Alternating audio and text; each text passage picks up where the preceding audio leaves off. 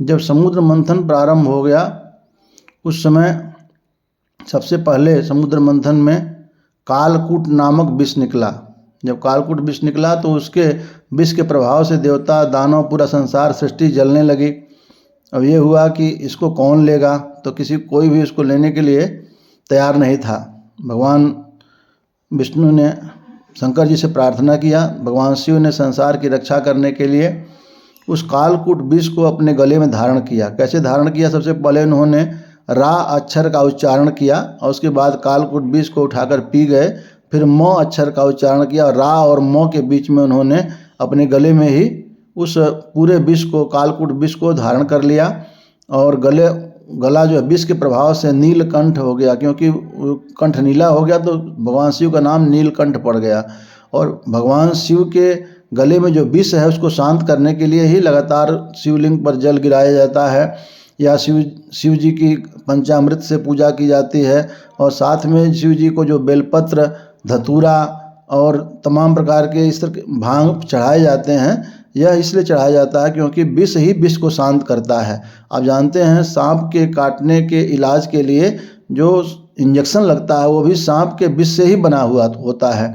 मतलब विष को शांत करने के लिए विष की आवश्यकता पड़ती है। इसलिए शिव जी को भांग, धतूर और बाकी चीज़ें जो है वह ज़्यादा प्रिय हैं और इनको भगवान शिव को दी जाती हैं। और दूध आदि जो पदार्थ होते हैं विष को, ज्वाला को शांत करते हैं। भगवान शिव का लगातार अभिषेक, इसलिए कहा गया अभिषेक को शंकर प्रिय।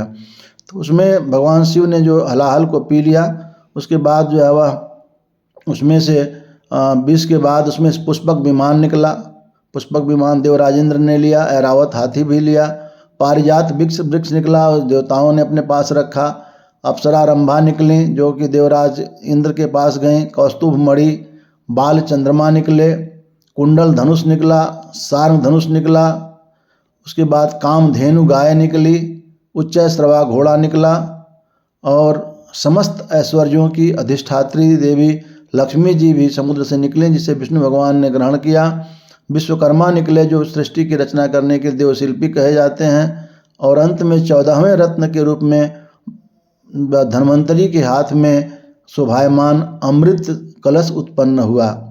अमृत कलश जब निकला तो उसको ही ग्रहण करने के लिए देवता और दानव दोनों प्रयास में लग गए।